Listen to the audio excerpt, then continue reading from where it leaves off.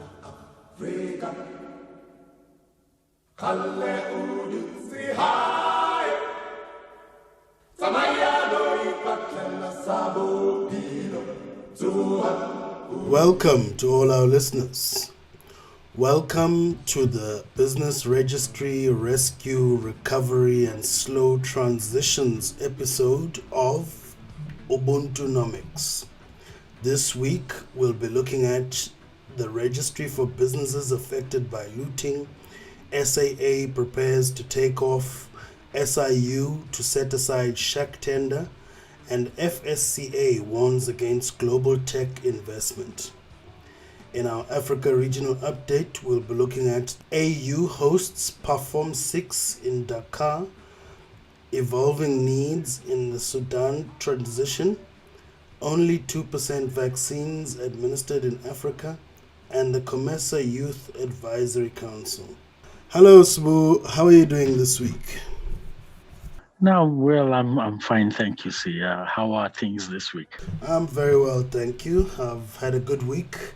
Actually just got back last night from a conference in Stellenbosch, the MIASA International Conference on Africa Regional Integration. And it was a good couple of days spent discussing all manners of aspects around African regional integration. And hopefully a good book project will come out of this conference.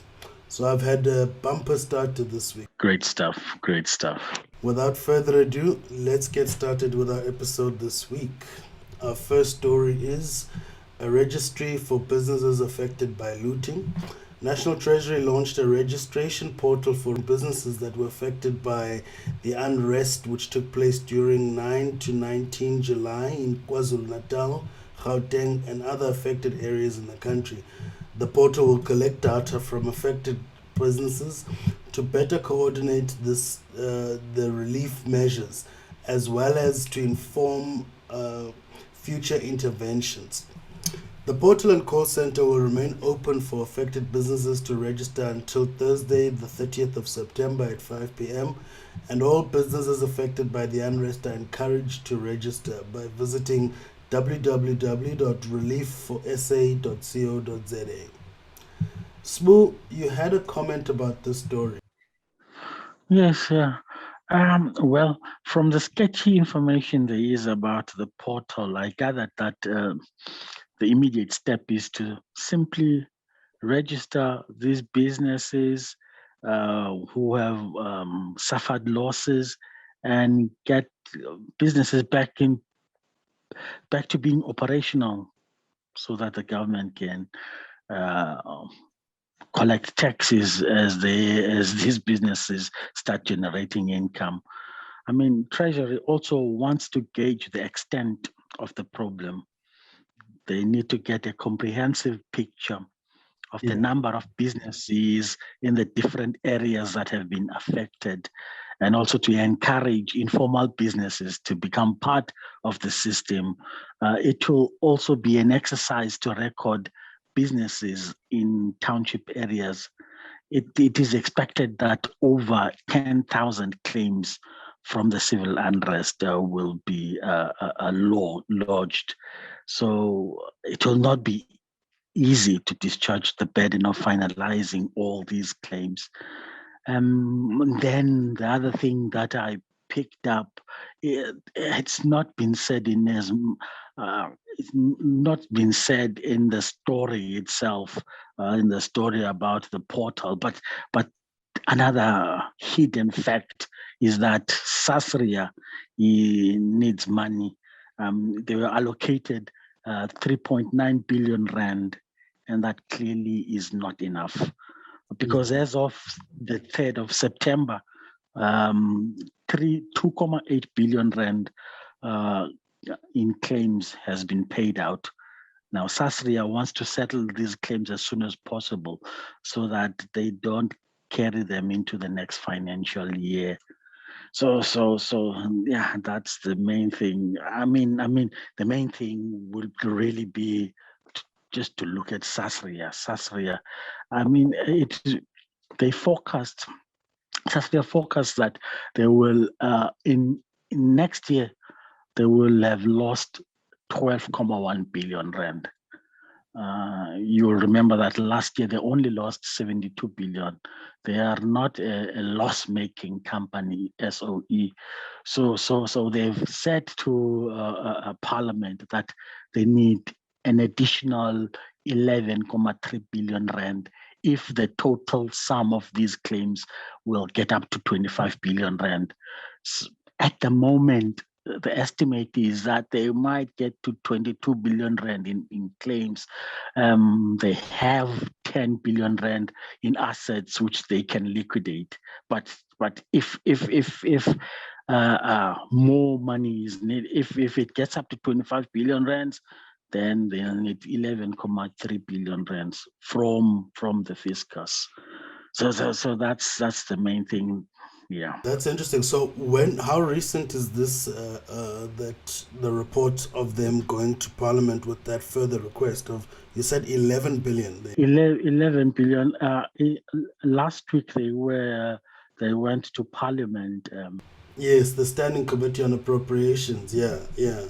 Exactly. I mean, without the capital injection, South Africa will not be able to pay all the claims, and they won't be able to meet their regulatory requirements on solvency because they have to pay by law everything 100%. Yeah. That brings us to our next story on SAA, which is preparing to take off. South African Airways is planning to resume operations on the 23rd of September with a new ethos focused on customer service and safety. Initially, SAA will fly 3 times daily between Johannesburg and Cape Town, and from the 27th of September, SAA will operate daily flights, return flights to Harare, Lusaka, and Maputo, and 3 times a week to Accra and Kinshasa. Sbu, you had a point about this one, that we need to scrutinize the partners that have come on since SAA went into business rescue. Yes, yeah, because what immediately jumped to mind was the issue about that 51% majority shareholding by this private consortium named Dakar. It's Harith General Partners in conjunction, partnering with Global Aviation. And we know that the deal has not been finalized as yet, because that's what the president said. He reassured the nation that the deal had not been finalized, because everyone was jumping up, was up in arms concerning this. Because we must remember that Dakar said they would be pumping in 3 billion rands into SAA over the next 3 years to restart operations.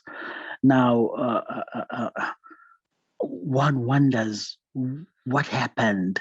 I mean, the same Harith General Partners has been fingered in the Party Judicial Commission of Inquiry into allegations of impropriety regarding the PIC.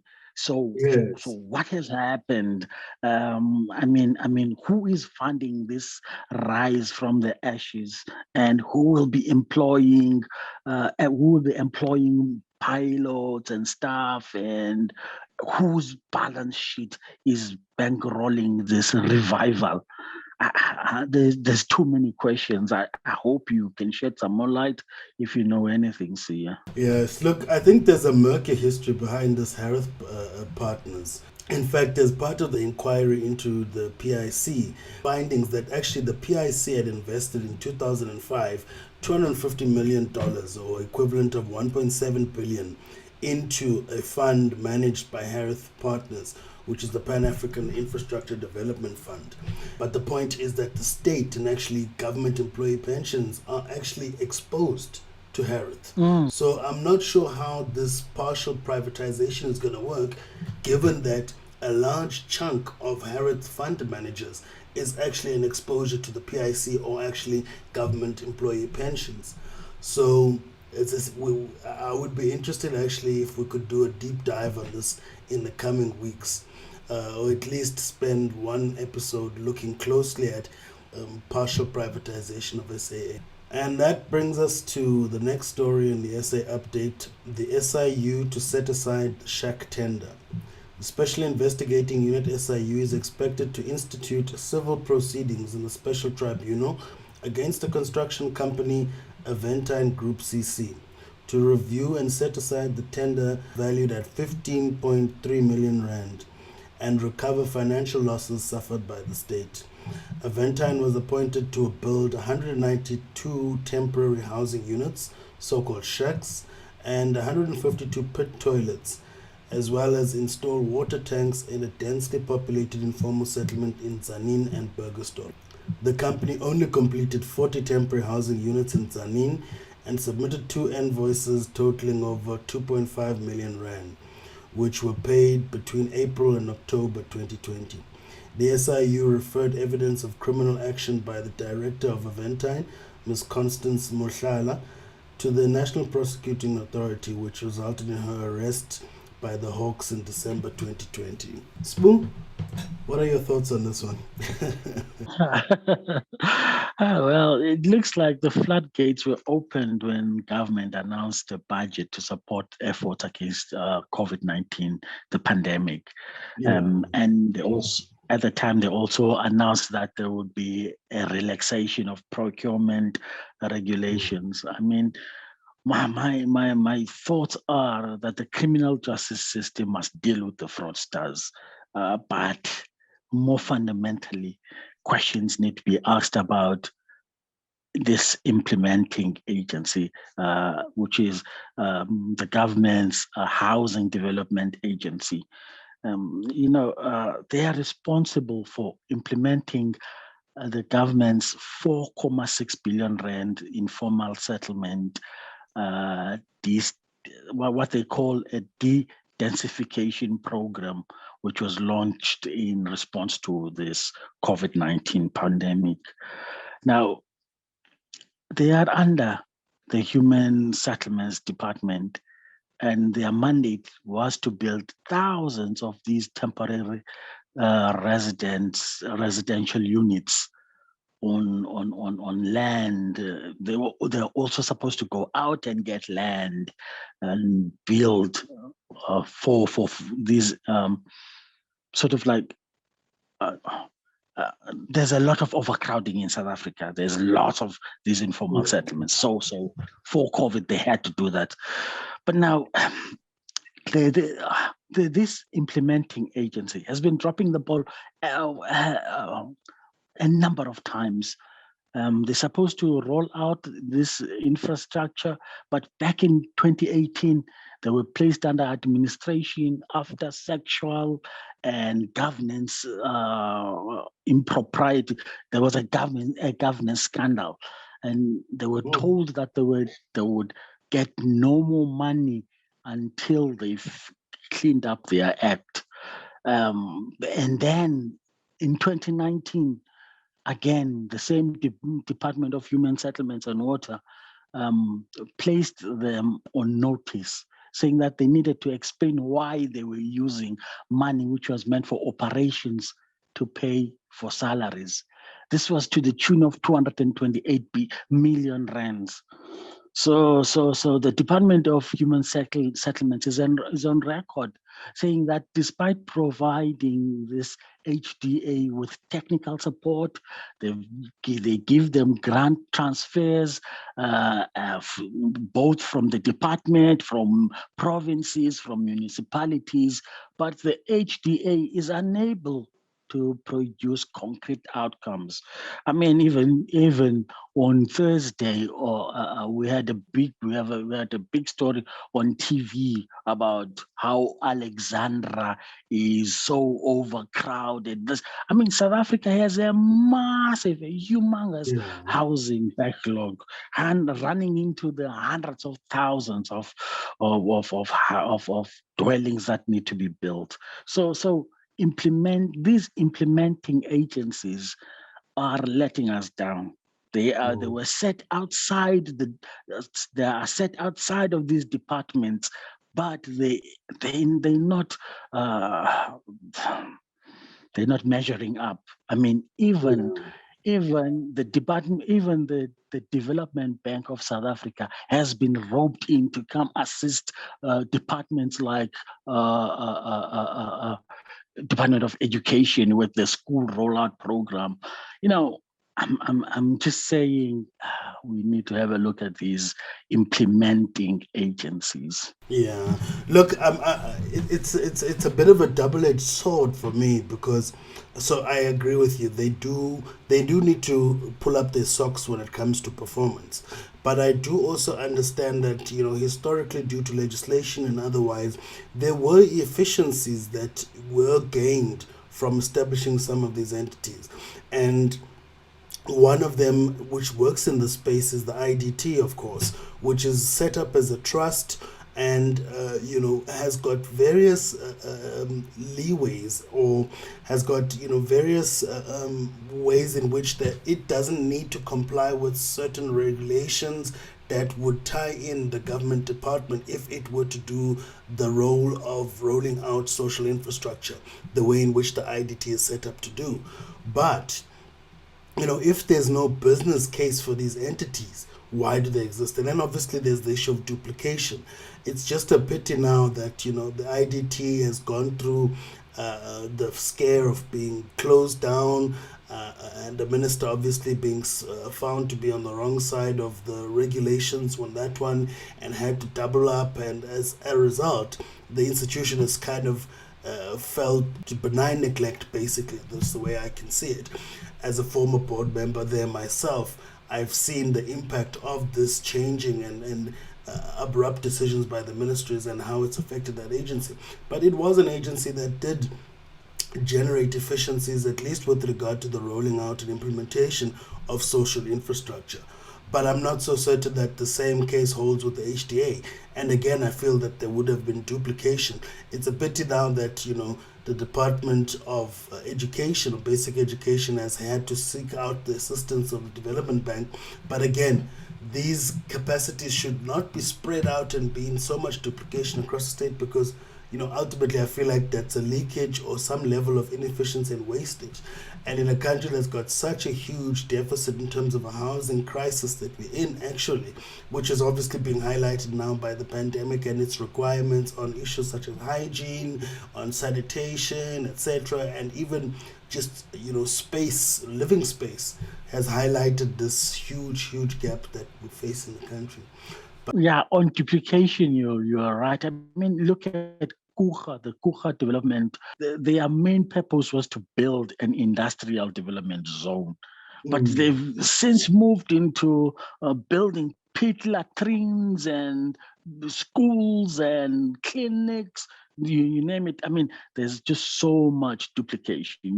I'm actually in support of what you're saying. Yeah. Yeah, and I do hope that the next step, once we've cleaned up on the issue of corruption, that we do deal with the problem of duplication in the state, and eventually, obviously, operate an efficient state, because that's what South Africans need.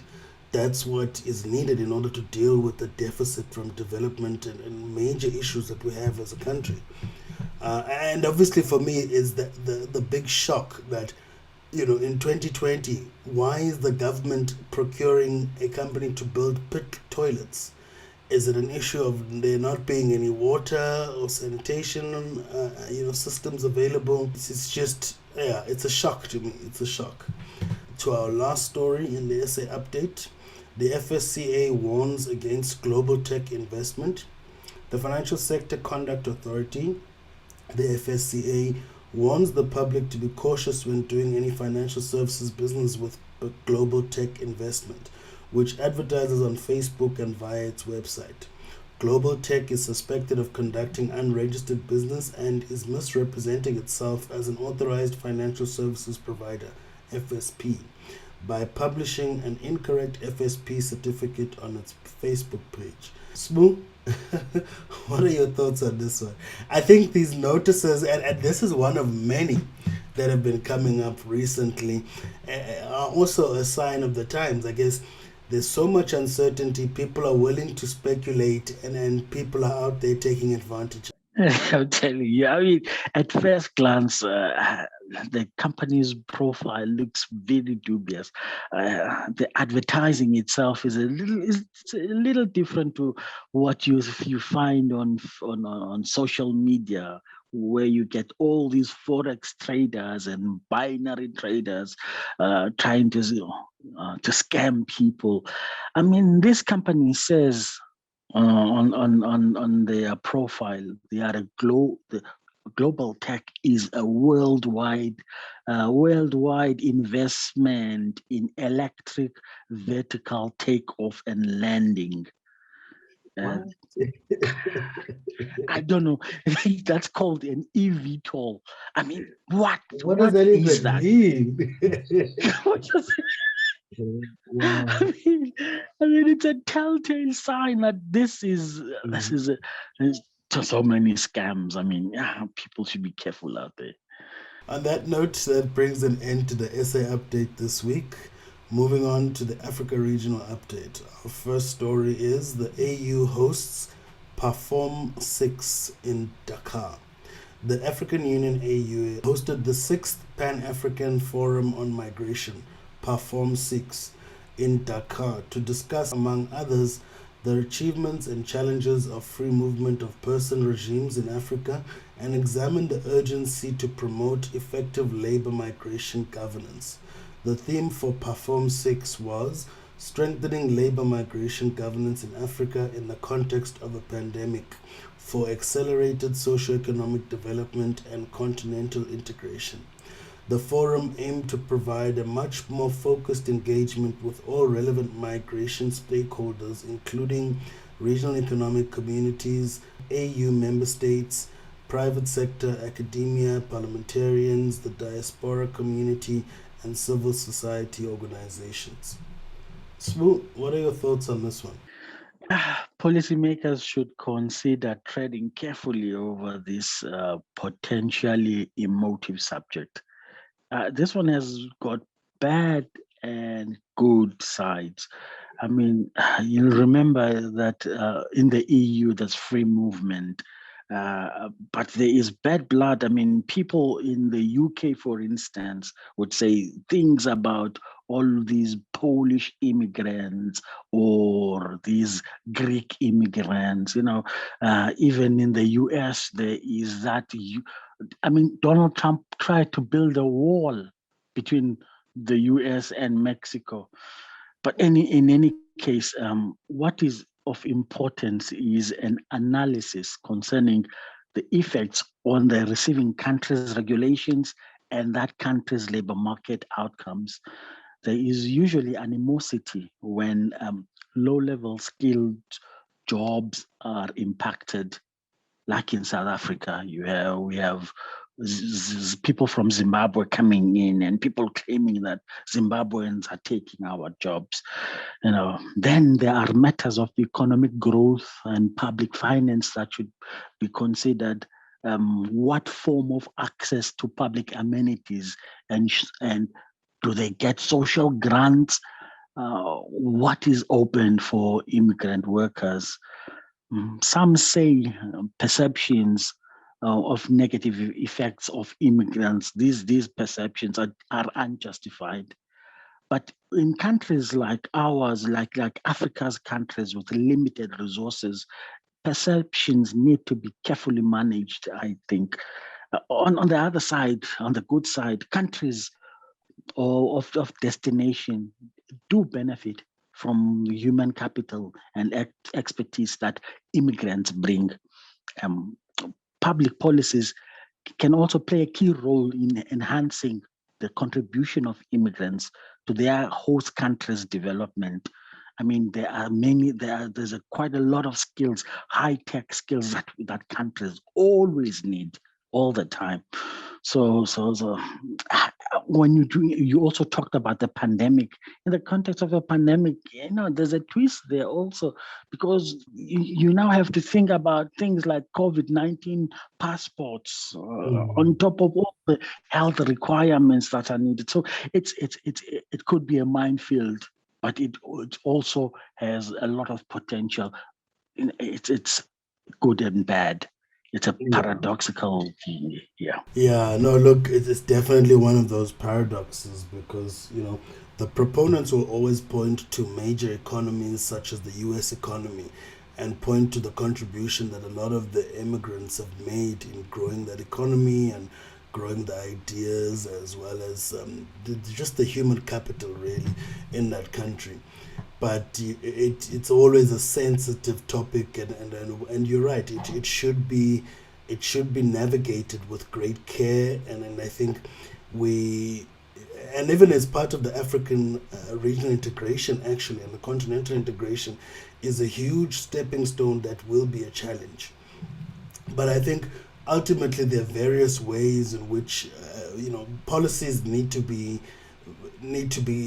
developed along with the ideas on this. I don't think that we can generally just agree as countries to let people to enable the free movement of people without passing some kind of legislation in order to because as you say there will be impacts on the labor market, and as you've seen in a country like South Africa where there's high unemployment, wages are already low, the mere existence of additional immigrants in the labor market means that they're going to be driving wages lower, and I'm not sure it's desirable in the case of South Africa. And obviously, they do present competition for labor, um, and it also is something that in the conference that I attended, there were suggestions that perhaps Africa should look at this thing in stages. And for example, there was a time in which South Africa, when it was looking at its openness towards immigrants from the rest of the continent, it first started off by enabling business travelers, sort of visa on arrivals or even visa free entrance or extended visas. And the idea is that one should look at the same type of measures. Of course, in the case of South Africa, the argument was that this wasn't necessarily driven by a need to look at immigration as a phased opening, but rather the pressures that Rwanda placed on South Africa's business tourism. A lot of business tourists would rather have their conferences in Kigali as opposed to South Africa, which then led the tourism industry to appeal to the Department of Home Affairs or the relevant authorities to relax business travel or business visa requirements as a way to attract that business tourism again. And I think for me, a phased approach that starts off with business or starts off, and funny enough, there's an area that operates quite well with a lot that it could teach the opening up of freedom of movement for other sectors, and I'm talking about higher education here, because already there's so much freedom of movement of people when it comes to higher education, and there already are systems involved, and there already are compensating mechanisms. For example, the fact that SADC countries have agreed to charge local fees for all SADC countries creates a ease of movement amongst people within SADC, but also compensates then if someone from outside of SADC comes into the region for higher education, because they then pay higher fees, the so-called international education fees, etc. So I think these are some of the things that other sectors need to learn as we look at a phased approach towards freedom of movement on the continent. And then obviously there's the necessary movements that are needed to make, like the economic asylum and the humanitarian asylum seekers. And I think that again needs to be something that we're always going to be willing to do as African countries, given the amount of conflicts we face and the just the unequal and unevenness amongst countries, to allow people to move. But I think when it comes to complete openness, we need to take a phased approach that perhaps starts off with business in order to then benefit from that human capital movement, and then opening up for labor and other sort of free movement of peoples. Yeah. And that leads on to our next story on the evolving needs in the Sudan transition. The Sudanese authorities are making progress towards addressing violence in the volatile Darfur region and the east, the ongoing economic crisis, and other issues. The UN Integrated Transition Assistance Mission in Sudan, UNITAMS, has been focused on priority areas that include ceasefire monitoring in Darfur, in line with the 2020 peace agreement between the authorities and key armed groups in the province. Following continued economic reform, Sudan is now eligible for debt relief under the Highly Indebted Poor Countries Initiative of the World Bank and the IMF. UNITAMS is recommending the establishment of an initial operational capacity to allow for small teams to be deployed to react to ceasefire violations when requested by parties. So it seems as though Sudan is making some progress, but there are still some pressures still existing in terms of community violence, etc. You had a few points to make on this story, Sbu. The efforts in Darfur are commendable, but now I have not heard much about how peace is holding up in the east, in southern Kordofan, in Blue Nile province, or up in the Nuba mountains. I haven't heard much, but peace of itself is a first step. It's good. From there, you build on and you try to resuscitate your economy and then grow the economy. Recently, in end of June, there were protests in Khartoum, people demanding that a transitional government should resign over economic reforms. The discontent mounted over the IMF reforms, whereby the IMF suggested that petrol and diesel subsidies be slashed. And that resulted in the doubling of their prices. I mean, the price of petrol and price of diesel, and that will have knock-on effects in terms of the cost of food and rising inflation in general. And when the people were wrapping arms, demanding that the government resign, that was just a day after the IMF had approved a 2.5 billion rand loan and debt relief deal. Now, these structural reform measures, they always bite more than people think initially. I mean, patience has run out in the Sudan, and Sudan is still, the government still needs in fact, they don't need it, but they are holding on because they've got a $56 billion sovereign debt that they want to clear, and they want access to more debt. And it's external debt, like we always say. I mean, these long-term structural reforms, in my view, do more damage than good. You would remember how Uganda suffered through structural reforms. You'd remember how Zambia suffered. They had to even sell their mines. You'd remember what brought Robert Mugabe to his knees. Structural reforms again. I mean, they lead to austerity, and austerity dries up your the government's ability to do what government needs to do. These things are always so ideological as well, in a way. You know, the anti-inflation group will always be pushing for fiscal austerity. And it's not as though, as an economist, one is in disagreement with them. But the point is, we don't need a hyper-austere government. What we need is an agile government. A government that responds with counter-cyclical fiscal policy. So if it's a recession, government needs to boost or support aggregate demand, and if there's growth spurt, government can then practice austerity in order to build up resilience for the next shock. And I think that's always what is lost with these ideological austerity debates and the structural reforms policies of the IMF, because and clearly a policy, for example, that is looking at balancing the budget, such as reducing of fuel subsidies, is obviously going to lead to inflation.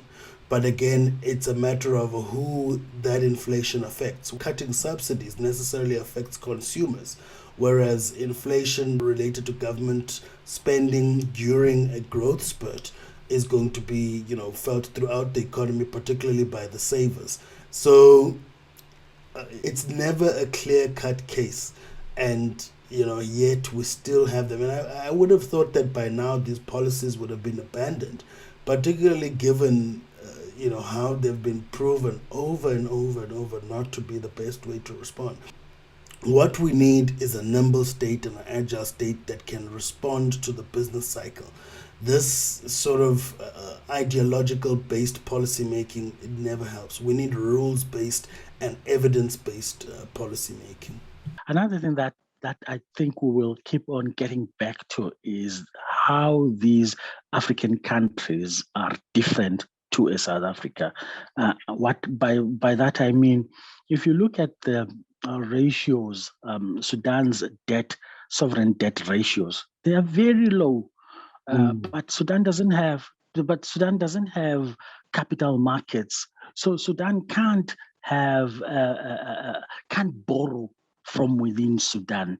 And so they need external debt in most cases. And in addition to that, right, there's the other side from the political risk element, which raises the cost of borrowing. And like as you say, their debt levels are very, very low. But what hurts them is the price at which they get the debt, also it being foreign debt, which is what's driven them to the crisis that they face and why they need debt relief, because they simply can't afford to service debt. Not necessarily because they've got a huge amount of debt, but due to their perceptions about political risk, as well as the fact that the debt is external. This is going to raise the price right through the roof, and that's why they find themselves in the crisis that they're in. It's a major challenge. And the problem of how do we develop domestic capital markets is still a mystery on the continent. And I have to some extent been in support of this monetary financing, asking central banks to fund government programs, although that's not a perfect solution, because obviously it's inflationary and government may not know the most efficient application of that capital. But with the low levels of incomes and virtually non-existent savings on the continent, we can't necessarily just purely go for market approaches in order to develop that capital. Government will inevitably have a role to play. So there needs to be a middle road. Advanced capital markets such as the European markets and other advanced economies in North America are getting negative interest rates. Governments are being paid to borrow. It's unbelievable. So, but I guess that's a discussion for another day.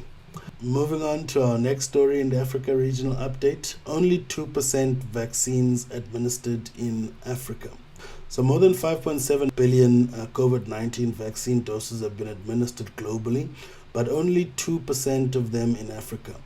The World Health Organization is urging every country to vaccinate at least 40% of its population by the end of 2021 and hopes to help ensure that 70% of the world's population is vaccinated by the middle of 2022. Only Mauritius and Morocco have reached the 40% target, which is the lowest of any region. All I can say is that I think you've hinted on this. I think in the last episode that we had, how segmented Africa is. Small countries which don't have enough budgets and very poor people. I mean, if we didn't have so many borders, so many countries, so many states, sovereign states, 1.4 billion people would make a big difference. A big market, a country almost the size of India, at least. But these pockets of inequality continue to hamstring us. And you're right. It and it's linked to the legacy of the arbitrary borders which were drawn during colonialism, which had nothing to do with the will of the people, who are now citizens to these nation states, but had everything to do with the economic interests of former colonizers who met during the Berlin Conference, as we know. Precisely. And that leads us to our last story from the Africa Regional Update, the COMESA Youth Advisory Council. The National Youth Council of the Common Market for East and Southern Africa, COMESA, as member states have elected the first ever COMESA Youth Advisory Panel, COMYAP. The 11-member COMYAP will serve a 3-year tenure and is tasked with strengthening the engagement of the youth in democracy, governance, and socio-economic development issues, and promoting and advocating for the productive and meaningful participation of youth in decision-making processes. Smooth, you had a question on this one. My initial thoughts were, this sounds good, but it's also not crystal clear.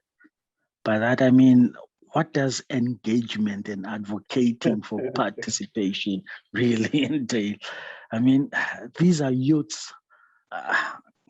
What are they going to, what are their plans? Is there any succession planning?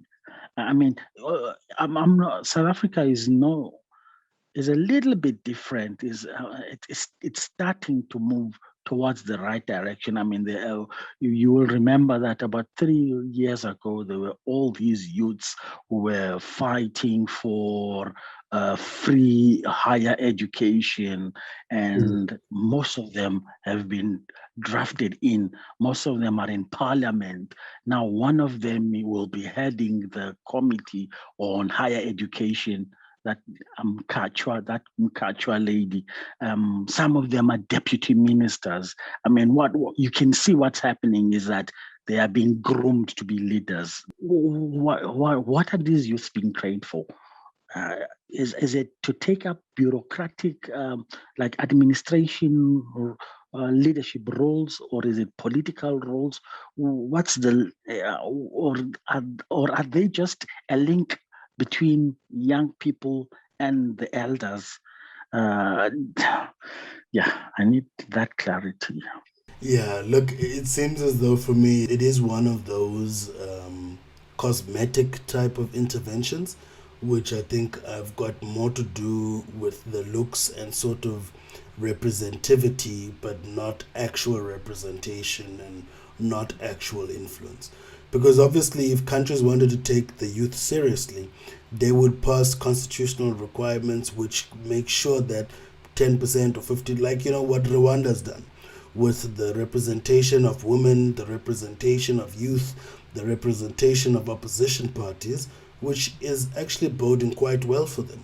And you see this is reflected in terms of cabinet, and it's reflected in terms of the policy as well as the government economic interventions in the market, which, I don't think is the case in COMESA, let alone South Africa. Obviously, South Africa not being part of COMESA, but South Africa, although they are moving, as you say, in the right direction, we're still lagging far behind if you compare us with other countries like Rwanda, for example.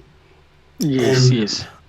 again, I say this is a cosmetic intervention just simply because if countries wanted to take their youth seriously, they would do so in a national point. And then obviously it's upon the parties themselves to have that succession in terms of youth leagues, etc. And it is almost as though it's just having the youth to be there and present and bring a youth flair to these ceremonies by involving them at a regional economic community level. Also because the regulations that happen at most of the regional economic communities in Africa are seen as guiding legislation and not actually binding. And it reflects itself in how many countries sign these treaties, but so few actually ratify them. And even those who do ratify them do so poorly in enforcing them. So, yeah, they're almost put at a level where their voice will not be heard in any case. But it obviously looks good to have a youth advisory panel. What its impact on governance will be, to me, still seems as though it's purely cosmetic. On that note, that brings an end to our Africa regional update this week. And that brings us to the numbers game. All right, Sbu, the number for this week is $50 million. I'll give you one guess this week. Yeah. Okay, $50 million. I think we've had something similar It would be an agricultural zone that they are trying to, because that's 50, it should be about 750 million rand. So like an industrial agricultural zone. That's what I say. Okay, that's very close, but not quite. The African Development Group, AfDB, has approved a $50 million trade finance unfunded risk participation agreement, RPA facility, with Standard Chartered Bank, SCB. The RPA is expected to boost intra-Africa trade, promote regional integration, and contribute to the reduction of trade finance gap in Africa. The parties will share the default risk on a portfolio of eligible trade transactions originated by African issuing banks and indemnified by SCB. So the idea is that this facility will be a kind of insurance which will take on a default risk, so risk of defaulting on facilities that are there to promote trade, whether that be trade financing or actual infrastructure investment, which is geared towards promotion of trade on the continent. Okay, de-risking. Okay, all right. Okay, yeah. The World Bank is de-risking. The IMF is promoting this de-risking type of. It's a development model. So this is also de-risking. Anyway. Yeah, and it's linked to that issue we discussed in passing with Sudan, this issue of risk, and it's got me thinking really about the perceptions of African risk and how they actually raise the premium on our financing and our capital costs. And I think this is also one of the biggest things that are a bottleneck. Also because it's very seldom you get, most of the financing institutions, by virtue of them being, foreign, will not have a presence on the continent and will not have a much clearer understanding of African risk as what the local institutions would have, regardless of whatever risk appetite they take. And I think, it'll be interesting to see how much of an impact this has on raising the cost of capital in Africa unnecessarily, just purely because of misperceptions about risk on the continent. And it seems to me that these kinds of facilities only have an impact or a role in emerging markets or post-colonial markets just simply because there's hardly any risk perceived in advanced economies as a reflection of the negative interest rates. So yes, it's interesting to see whether or not these will actually lead to further. But what we've seen, for example, without aggregate demand, in the case of South Africa and its plans on responding to the COVID-19 pandemic, the 200 billion loan guarantee scheme has actually failed, with just less than 20 billion being issued. And so I think without the actual investment opportunities, these de-risking facilities are actually quite mute. So what I'm pointing to is that it's not necessarily the risk, but actually the appetite that people have for African risk and their perceptions of African risk, which is what needs to be changed. And I'm not sure whether these facilities will actually have an impact on, because it's a perceptual thing. It's not a market thing that needs to be adjusted here. Yeah, money will always chase after profits, and so if they're not if there won't be any profits, that your de-risking is just, you will end up with that same 200 billion rand guarantee scheme failure. On that note, that brings an end to our episode this week.